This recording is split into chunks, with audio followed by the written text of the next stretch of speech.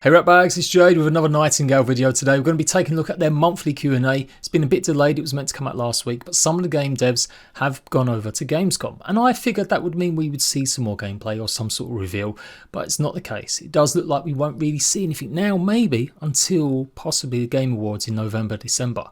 Don't forget, of course, that Nightingale has been delayed. It was meant to come out in Q4 this year, but they did announce a few weeks ago that it won't be here now until early next year. I'm still very much excited and hyped for this game. I'm viewing it as like the biggest survival game I will play next year, and I can't wait to give you some proper gameplay and glimpses in the future. So let's go over anything else new we've learned from the Discord Q&A. So what kinds of items and gears are our character going to have when we move from one world to another? Are we going to be able to take everything with us? And the answer is yep, everything in your loadout and your backpack can travel with you to your friend's world. Realm cards are a big part of Nightingale. The idea is that you're meant to craft and make your own kind of mixes of what world you're going to explore. They're aiming to have at least dozens available to craft and discover. But what will the port system between these realms look like? So you'll craft these realm cards from the resources in the environment. They are the modifiers for that realm. But here's the new bit. They're testing to see whether or not you'll actually find them out in the environment, or whether or not you'll have to craft a portal gate in some cases before activating it. We're hoping this will bring some added dimension to exploration. So that sounds pretty cool. I like the idea that you can craft some, but maybe some really high level areas or certain aspects, like special ones, you'll only be able to find by discovering it inside a realm. It'd be so cool if you come across something that no one's found yet, from a YouTuber point of view at least anyway, and say I found this magical bonus world. So we've heard that there's going to be a home realm, like basically your home base. And it looks like you'll be able to fast travel back to this at any time. The question was asked about collectibles, whether or not you're going to be able to display them in cases or find some in certain realms. There's going to be lots to discover in the realms, but in terms of having display cases or type items, that's not something we have in the game right now. So it looks like the leveling system is more based about what you can craft and upgrade. If you want to increase your skills in something like fishing, mining, specific weapon types, or stamina, strength and health, it's them armor pieces, them weapons, them tools that will give you them buffs, rather than maybe just an arbitrary one like Arc, where you just sink 10 points into running speed, 10 points into stamina. Someone's asking about multiplayer and what's going to happen if I join other friends. Will I have to basically do a tutorial by the sounds of it? Or have I got to get to a certain point before I can join them? And they've said that is currently the case. They are going to be doing more public playtesting of the onboarding experience, and I guess they just want solo players to reach that point before maybe being thrown in too far. Another question about armour, how it's going to work, amulets or trinkets that offer maybe magical protection.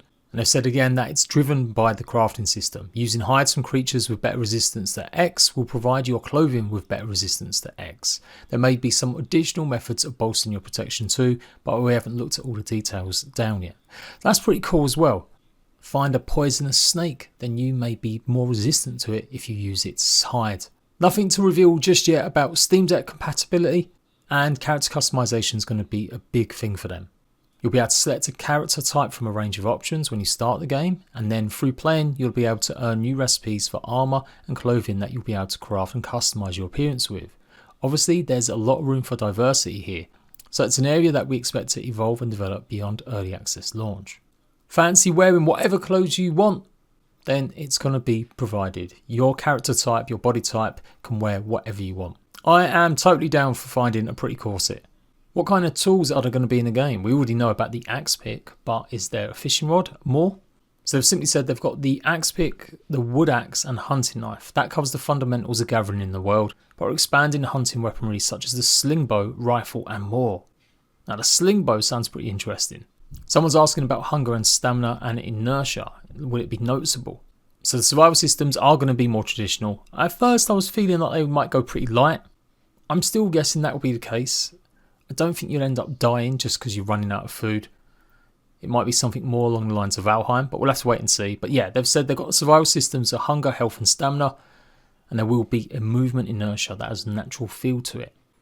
Will you be able to upgrade your craftable backpacks, or can you have a pet that you can utilise? You'll be able to progress upgrade your backpacks as well as some more advanced features. Someone's asking whether there's going to be any restrictions on portals that won't transfer certain types. Again, pretty similar to Valheim where you can't take ores through it, or maybe portals that are ill that you need to be treated or heal. At the moment, they've got no plans for the portals themselves to have randomised attributes. The portals are gateways into the realms that are unlocked by combining realm cards. That mystery and surprise of what each realm has to offer should be enough to keep you on your toes. Now, there's lots of different monsters and creatures, and we know we're going to be dealing with some of them in different ways. We might be able to bargain with one, like a giant, or just piss him off and have him destroy our bases. But how aggressive are some of them going to be? And I've said some creatures in the realm are always hostile, while others can be riled up. Based on the actions of realm walkers, be cautious, stealth may be an option to avoid aggression as well. So right now the maps are going to be 2 by 2 kilometers. Is there going to be larger ones? And they've simply said nope, this is the standard map size for now. We don't anticipate that changing before early access launch. We're focused more on variety within the realms than different sizes. So if you don't know, they could be potentially more one note. You're not going to go to a realm and find 5-6 different biomes within that realm. That's the whole point. You create and craft the realm that you want to go to. Some of them are going to be procedurally generated, which we've learned before, as in that there will be certain things changed or moved. You might find ruins in a slightly different location on top of you being able to customize and create the realm that you want. So size isn't really a big deal to me. That's what she said. It's definitely more about the content of the realm. Is there going to be any realms that are specifically underwater gameplay? And I've said not right now, but there's plenty of lakes and rivers if you want to go for a swim. So that's something I guess we haven't really confirmed, but it does look like swimming will be a thing. Now, what kind of building system has Nightingale got? Is it going to be craft and hold 500 foundation pieces like Ark, or more of a layout for blueprint system and add resources like the Forest Grounded games? And they've said it's going to be like the Forest Grounded, which we've kind of gathered from the trailers. I thought it was pretty obvious, to be honest. Waste of a question. You place down blueprints for parts of the structure, i.e. a wall or staircase, and then you complete the structure by filling the blueprint outline with the required resources. They're still deciding right now whether or not they're going to have realms public or they'll only be locked behind player host invite.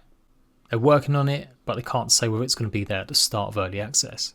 So in the past they've said that players won't have magical abilities directly. Instead they'll be able to gain abilities by maybe unlocking or crafting items. Their answer here is we'll be able to gain magical abilities as you progress through the game. We haven't shown a lot of this so far, but you caught a glimpse in the last trailer with one of the realm walkers using a wisp to illuminate an object in the darkness. Some people are asking about whether or not you'll be able to upgrade items or display, basically continue upgrading the same item rather than just melt them down as you progress. Right now we have weapon tool degradation, so it's a case of crafting new versions each time they break, and likewise you need to craft a new version when you upgrade. Someone's asking how good the AI is going to be. It's a known factor in so many games how poor it can make the experience. Conan Exiles has probably got some of the worst AI I've seen. And while Ark feels like a live world, the AI is a bit left to be desired, with just monsters and dinosaurs rushing for you most of the time. One game that has got it kind of right is Grounded. The bugs and the creatures in that game, the way they move around and the way they take gaps or pauses while they're trying to eat you, I'd love to see that kind of implemented in Nightingale. Their official answer is that something will continue to refine during public testing, but we found our AI enemies to be behaving well from the testing so far. We do want to provide a range of distinct behaviours for different enemy types, and that includes non-combat approaches to different creatures. And then they've asked the question again, which sounds pretty similar to one they've already answered, but it's basically, is it going to be a dedicated co-op like Ark Tribes, or more of a I'm coming over to your game today system like Genshin? And I said it's structured more like the latter, so you'll be able to invite friends into your game world and vice versa at any time, regardless of your respective progress. I guess apart from the initial stages, certainly in the playtest at least. So there we go, super excited about Nightingale. As ever, any more sessions like these next month, I will deliver it to you. If we get any new interviews, any new gameplay glimpses, teasers, or if we get enough of these community blogs I've been doing with some cool stuff, I will deliver it all to you. Go and check out the rest of my Nightingale content and survival news, and I'll see you right back for more soon.